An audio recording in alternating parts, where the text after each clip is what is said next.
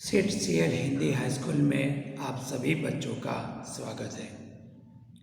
सरकार के दिए गए होम लर्निंग कार्यक्रम के अंतर्गत मैं अर्थशास्त्र में प्रकरण 1 में आपको पढ़ा रहा हूँ। अब उसमें थोड़ा और हम आगे बढ़ेंगे। आखिर में हमने पश्चिम में अर्थशास्त्र का उद्भव और विकास कैसे हुआ था और किन अर्थशास्त्रियों ने उसमें योगदान दिया था उसके बारे में हमने चर्चा की थी। उसमें हमने प्रोफेसर एडम स्मिथ ने जो अर्थशास्त्र की परिभाषा दी है और प्रोफेसर मार्शल ने जो अर्थशास्त्र की परिभाषा दी है उसके बारे में हमने देखा था। अब उसमें थोड़ा और आगे बढ़ते हैं। प्रोफेसर रॉबिन्सन ने भी अर्थशास्त्र की परिभाषा दी है। उन्होंने ये कहा है कि कोई भी शास्त्र अंततः मानव जीवन के किसी मूलभूत प्रश्न या समस्याओं का हल ढूंढने का प्रयास करता है।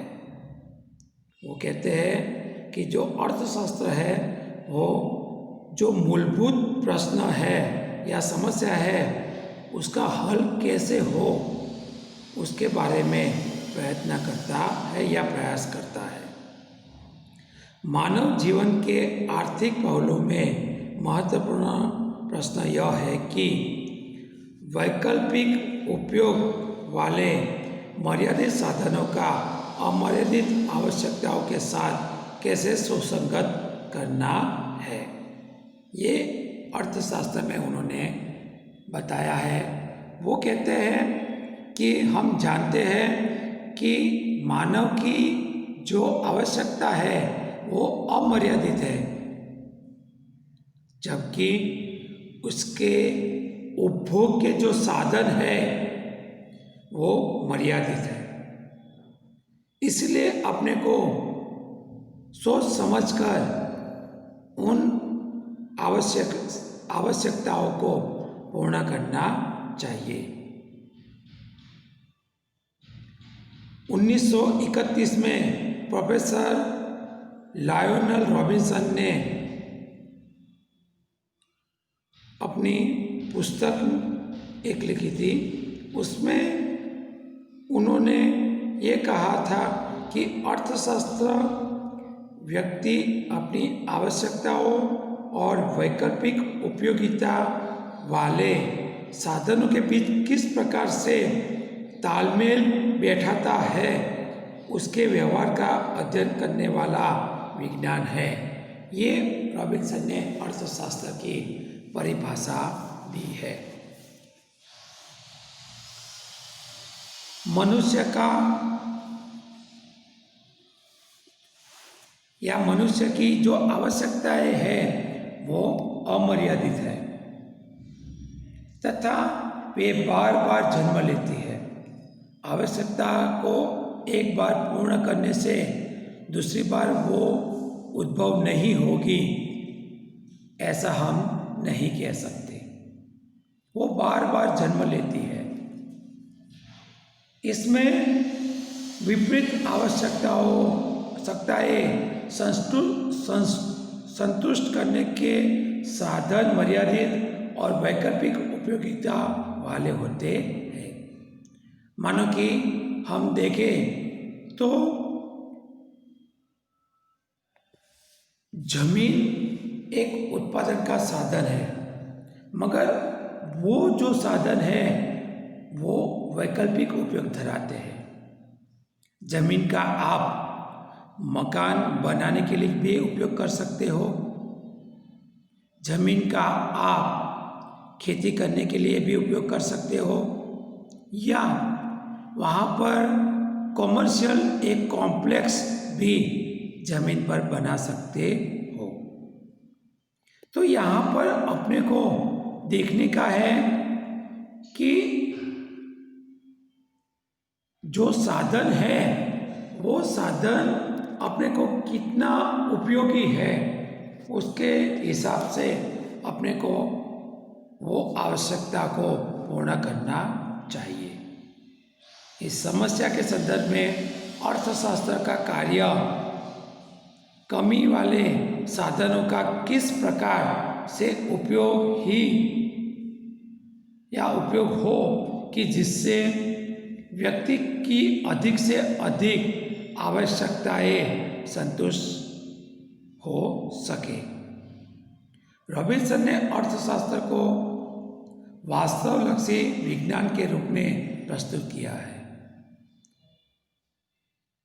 वह मानव के आर्थिक व्यवहारों का अध्ययन करने वाला शास्त्र है, ऐसा वो कहते हैं।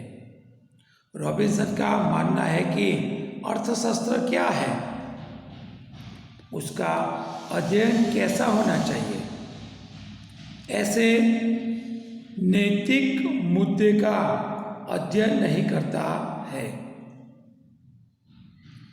इस अर्थ में वह वास्तवलक्षी शास्त्र है, आदर्शवादी शास्त्र नहीं है, वैसा वो कहते हैं। आगे देखें तो सैमुएल्सन ने भी अर्थशास्त्र की परिभाषा दी है। उनका जो समय काल है वो देखा जाए तो 1947 का जो समय काल है वो सैमुएल्सन का था। वो कहते हैं कि समाज किस प्रकार से कमी वाले साधनों का उपयोग करके महत्वपूर्ण आवश्यकताओं का उत्पादन करता है। यहाँ पर जो साधन है हमने आगे भी देखा था रॉबिन्सन की अर्थशास्त्र की परिभाषा में कि मानव की आवश्यकताएं ज़्यादा है, जबकि उसके पूर्ण करने वाले साधन जो है वो मर्यादित है। इसलिए यहाँ पर सैमुएल्सन कहते हैं कि उनका महत्वपूर्ण उपयोग होना चाहिए, उनका अलग अलग लोगों के बीच बंटवारा होना चाहिए, ऐसा वो कहते हैं। जिसका अर्थशास्त्र अध्ययन करता है। अर्थशास्त्र अर्थात सैमुएल्सन समाज की पसंदगी और बंटवारे के प्रश्न की अर्थशास्त्र के अध्ययन क्षेत्र में महत्वपूर्ण स्थान देते हैं। इस प्रकार अर्थशास्त्र की विविध व्याख्याओं पर से नीचे दर्शाए गए मुद्दे महत्वपूर्ण हैं।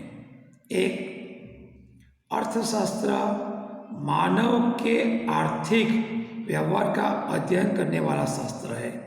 दूसरी बात, वह वास्तवदर्शी है। तीसरी बात, इसके अध्ययन की पद्धति वैज्ञानिक है, इसलिए वह सामाजिक विज्ञान भी है। आगे देखें तो आर्थिक प्रवृत्ति और अनार्थिक प्रवृत्ति। मानव निरंतर प्रवृत्तिशील होता है या रहता है। वह पूरे दिन में अनेक प्रवृत्ति करता रहता है। मंदिर में दर्शन करना, मित्रों को मिलना, दुकान में बैठना, राजनीतिक चर्चा करना, टीवी देखना, फिल्म देखना आदि आदि। अर्थशास्त्र मनुष्य की तमाम आर्थिक प्रवृत्तियों का अध्ययन नहीं करता है, बल्कि वह मनुष्य की केवल आर्थिक प्रवृत्तियों का ही अध्ययन करता है।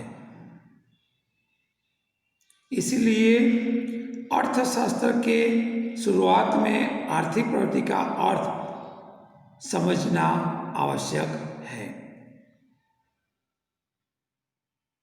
आर्थिक प्रवृत्ति का अर्थ, व्यक्ति अपनी आवश्यकताओं को संतुष्ट करने के उद्देश्य से वस्तु और सेवा के विनिमय के लिए आय प्राप्त करने तथा खर्च करने की प्रवृत्ति करता है, जिसे आर्थिक प्रवृत्ति कहते हैं।